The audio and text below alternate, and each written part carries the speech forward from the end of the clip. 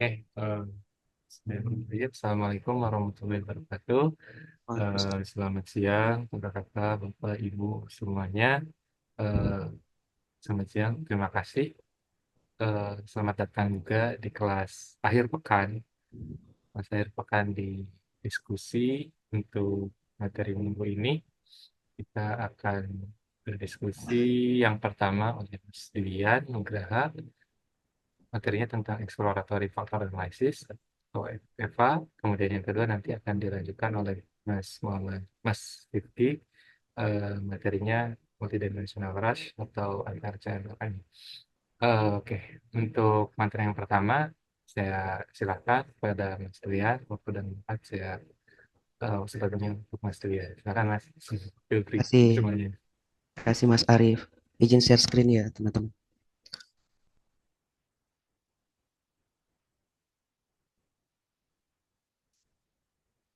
Apakah sudah tampil? Sudah kelihatan jelas, Mas.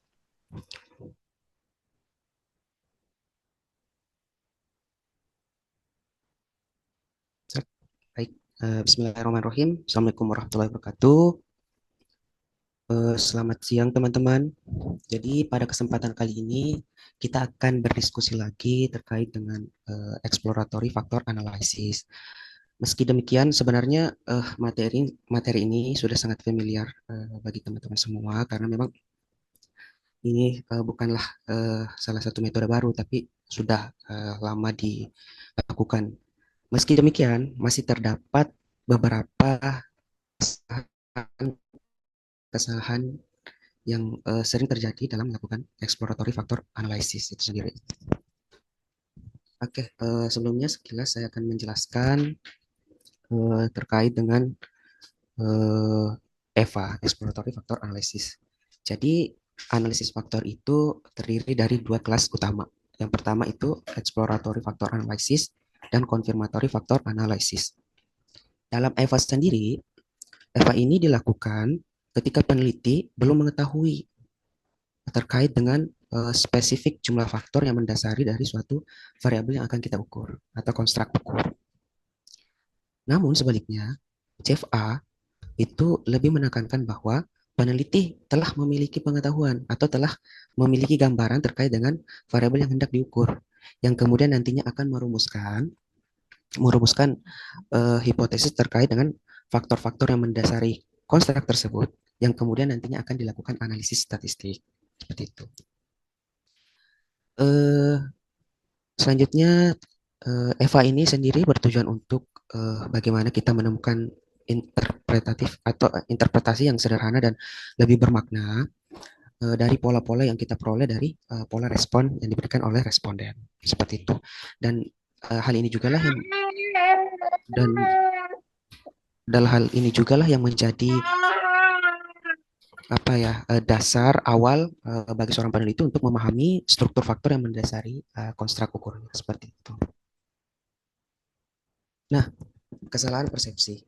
Jadi seperti yang tadi saya sampaikan di awal bahwa memang meski Eva ini eh, jauh sebelumnya telah kita pahami, telah kita lakukan seperti itu, namun masih sering saja kita peroleh adanya kesalahan persepsi, di mana kita sering menemukan peneliti-peneliti psikologi di Indonesia, khususnya dalam bidang psikometrika itu banyak yang eh, melakukan analisis exploratory factor analysis, kemudian langsung dilanjutkan ke confirmatory factor analysis. Nah, tentu hal ini sangat keliru. Kenapa? Karena matriks yang mendasarinya itu berbeda. Matriks yang mendasari berbeda. Namun, itu bisa dilakukan ketika analisis EVA bisa dilanjutkan dengan CFA ketika sampelnya itu berbeda. Atau kita menerapkan namanya metode splitting sample.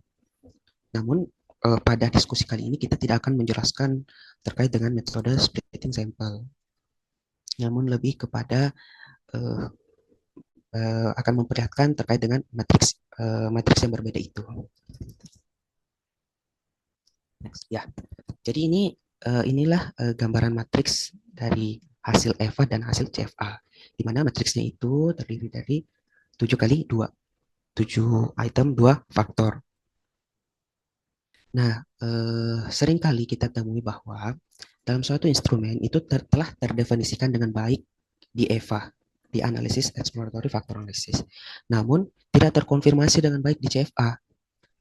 Nah, menurut Marsh et al. Tahun 2009, itu dikarenakan karena adanya struktur faktor yang tidak konsisten dengan metode independent cluster method yang apa namanya yang sering diterapkan dalam studi CFA, sehingga item hanya diperbolehkan memiliki satu faktor. Sementara faktor non target lainnya itu dibatasi nilainya menjadi nol. Seperti itu. Nah, seperti kita lihat di sini, misalnya item satu pada faktor satu hasil EVA itu nilai loading faktornya 0,409. Sementara di hasil CFA item satu pada faktor satu nilainya 0,000. Nah, disinilah adanya perbedaan matriks. Sehingga memang keliru ketika kita lakukan analisis EVA lalu melanjutkan dengan CFA seperti itu. Nah, selanjutnya terkait dengan correlation matrix. Apa sih itu correlation matrix? Jadi correlation matrix itu susunan antara baris dan kolom yang terdiri dari yang berisi sekumpulan koefisien korelasi, di mana matriks korelasi ini mengindikasikan adanya hubungan linear antara setiap pasangan variabel. Ini terkait dengan basic formula in factor analysis. Jadi menurut Brown 2015 dia merumuskan suatu formula ini di mana sigma sama dengan lambda psi lambda transpose ditambah theta, di mana sigma itu adalah matriks korelasi sama dengan vektor lambda vektor kolom dikali skalar dikali lambda transpose ditambah dengan matriks diagonal theta. Nah, kemudian sama halnya dengan apa namanya CFA, EVA ini juga data mentahnya adalah matriks korelasi. Di mana dalam contoh ini kita memiliki 7 item, sehingga matriks korelasinya itu adalah 7 kali 7.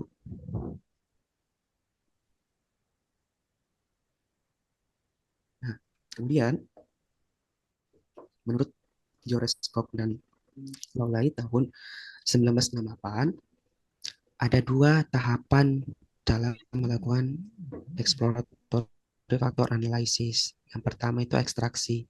Ekstraksi ini lebih kepada bagaimana kita mengidentifikasi jumlah faktor yang terbentuk yang mampu menjelaskan pola korelasi antar setiap variabel yang diamati. Yang kedua itu adalah rotasi. Rotasinya bertujuan untuk nantinya membuat interpretasi dari setiap faktor secara mudah dan lebih bermakna. Kemudian hasil dari interpretatif itu akan dilanjutkan dengan labeling atau pemberian nama untuk setiap faktor yang terbentuk. Nah, pertama ekstraksi. Jadi sebelum kita melakukan ekstraksi, terlebih dahulu kita harus menentukan metode estimasi apa yang akan digunakan. Nah, dalam penelitian Winter dan Dodow tahun 2012 itu dia menyarankan ada dua estimator yang sangat populer dalam exploratory factor analysis. Salah satunya adalah principal axis factoring atau PAF. Nah, PAF ini sangat tepat digunakan ketika jumlah item di setiap faktornya itu sedikit. Jadi itu lebih powerful ketika kita menggunakan PAF. Seperti itu. Nah, kemudian hasil dari ekstraksi ini kita akan dipertemukan dengan nilai agent value. Nah, seperti kita ketahui bersama bahwa ketika agent value itu lebih dari satu, maka itu akan membentuk satu faktor tertentu. Jadi ketika kita melihat hasil yang tampil itu terdapat dua faktor yang nilai agent value-nya lebih dari satu, sehingga hasil hasil analisis kita ini menunjukkan bahwa memang ada dua faktor nih yang terbentuk. Nah, kemudian tadi berdasarkan tabel penampil apa divisualisasikan dengan tabel, sekarang divisualisasikan dengan script plot. Nah, di script plot sendiri itu kita juga menemukan bahwa memang terdapat dua eh, faktor yang nilai agent value-nya di atas satu. Seperti yang ditunjukkan pada garis biru ini. Ada di titik satu, ada titik dua, dan itu semua di atas nilai di atas agent value-nya di atas satu. Gitu. Nah, kemudian rotasi. Kita masuk ke tahap kedua itu rotasi. Jadi kalau kita berdasar pada guide manual SPSS itu eh, seringkali kita akan jumpai terkait dengan pattern matrix dan struktur matrix. Nah, pattern matrix inilah sebenarnya yang kita jadikan acuan untuk dilaporkan terkait dengan nilai-nilai pembebanan atau nilai-nilai loading faktornya seperti itu. Jadi pertanyaannya bahwa apakah memang ketika kita melakukan EVA, apakah sudah betul nih ketika kita tidak melaporkan pattern matrix atau struktural matrix atau struktur matrix? Jawabannya tentu sangat keliru. Jadi yang harus memang kita laporkan adalah pattern matrix ini atau struktur matrix. Nah, seperti yang kita lihat bersama bahwa memang kita melihat untuk item 3, item 6, dan item 7 itu memiliki nilai loading faktor yang besar dan cenderung ke faktor 1, sehingga dia dikategorikan masuk ke faktor 1. Sementara untuk faktor 2 itu nilai loading untuk faktor 2 itu item 1, item 2, item 4, dan item 5. Ini berdasarkan dari pattern matrix structure. Nah, ini terkait dengan penyajian dalam bentuk faktor plot.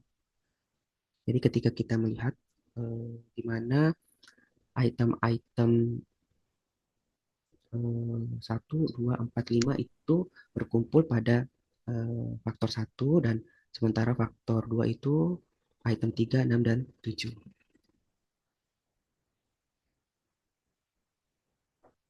Nah, kemudian dalam analisis EVA itu sendiri penting juga melaporkan terkait dengan faktor korelasi ketika jumlah faktor yang terbentuk itu lebih dari satu. Nah, kita lihat hasil yang ada di layar bahwa memang faktor korelasinya itu bernilai eh, positif. Nah, kita harus memberikan pemaknaan bernilai positif ini apakah memang sudah sesuai ini dengan teori atau belum. Nah, ini perlu untuk diinterpretasikan dan hal inilah yang menjadi dasar atau acuan juga untuk analisis selanjutnya karena nanti akan berkaitan dengan analisis CFA seperti itu. Nah, setelah kita melakukan rotasi, kemudian kita melakukan labeling atau pemberian nama dari setiap faktor yang terbentuk. Caranya itu dengan melakukan telaah terhadap konten setiap item. Nah, kita lihat contoh di sini terdapat skala Fear of COVID versi Indonesia yang terdiri dari 7 item. Kita lihat item 3, item 6, dan item 7. Item 3 itu bunyi itemnya tangan terasa lembab ketika saya memikirkan tentang COVID. 6. Saya sulit tidur karena khawatir dan terpapar COVID. Item 7 itu jantung saya berdebar saat membayangkan terpapar COVID. Nah, 3 item ini itu semuanya merujuk pada respon-respon yang sifatnya fisiologis. Jadi, peneliti memberikan nama untuk faktor ini yaitu physiological response. Nah, berbeda dengan item 1, 2, 4, dan 5, dia lebih condong menunjukkan emotional response, sehingga peneliti memberikan nama untuk faktor satu itu adalah emotional response. Seperti itu. Jadi ada proses telaah eh, konten di dalamnya dalam memberikan labeling untuk setiap faktor yang terbentuk. Nah, hasil penelitian terdahulu. Ternyata terdapat hasil penelitian terdahulu yang juga mendukung temuan tersebut.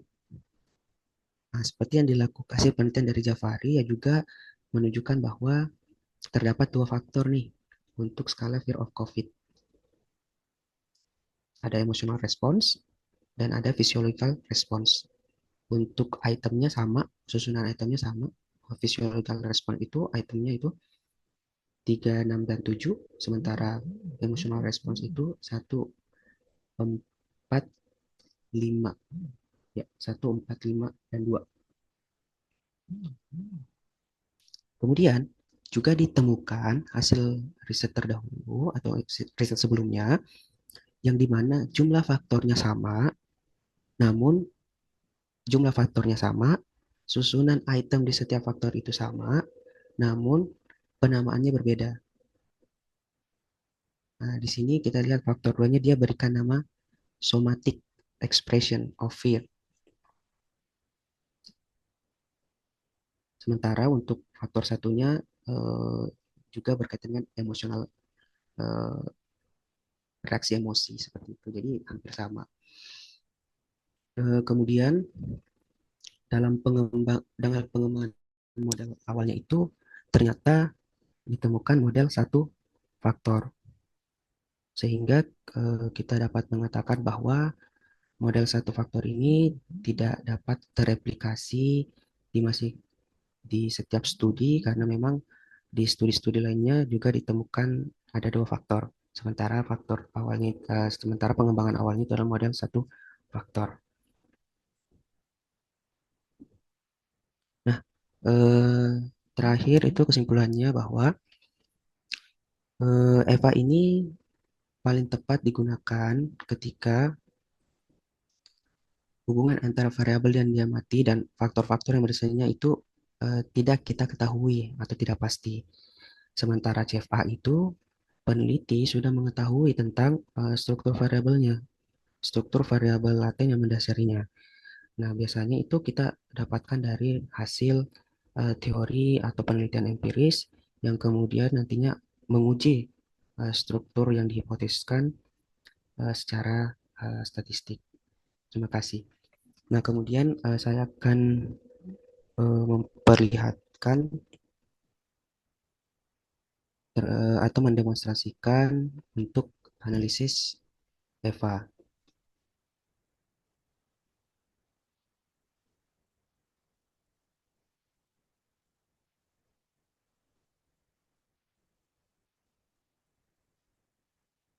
Pertama, setelah kita import datanya, itemnya ada 7, jumlah respondennya 6.750.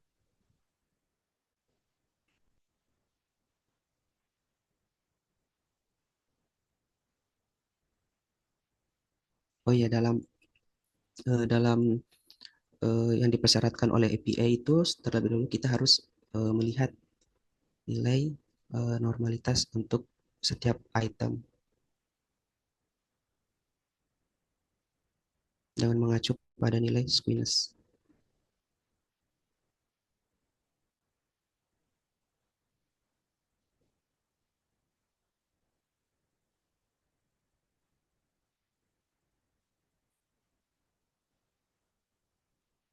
Nah, kita melihat bahwa nilai squeeness untuk item 1 hingga 7 itu tidak melebihi dari -2 hingga 2, sehingga data Likert kita itu diasumsikan continuous. Kemudian kita melakukan exploratory factor analysis.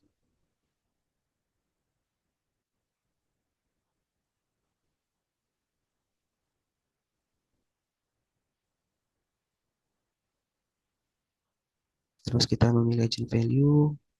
Factoring methodnya itu kita pilih principal exchange factor.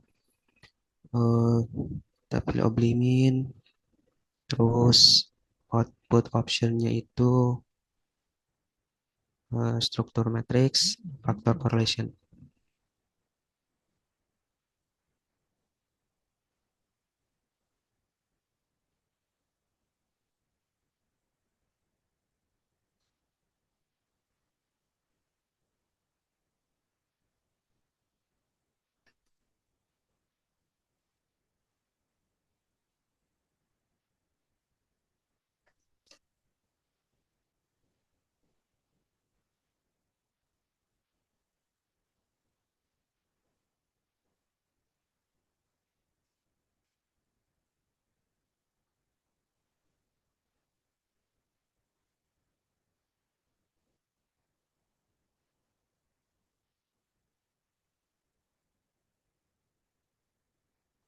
Nah, di sini kita memperoleh hasil yang pertama itu nilai agent value.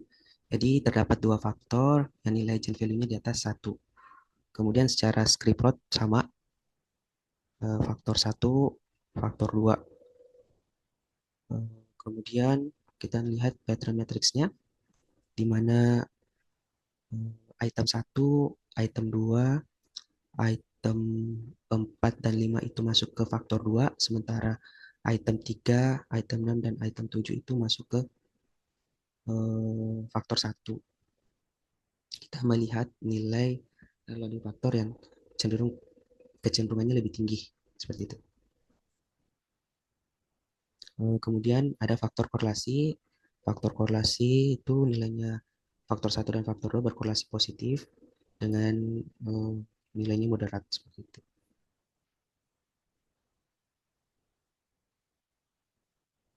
Oke, mungkin itu terkait dengan demonstrasi Eva dan penjelasan Eva. Mungkin selanjutnya saya kembalikan ke moderator. Oke, terima kasih Mas Julian.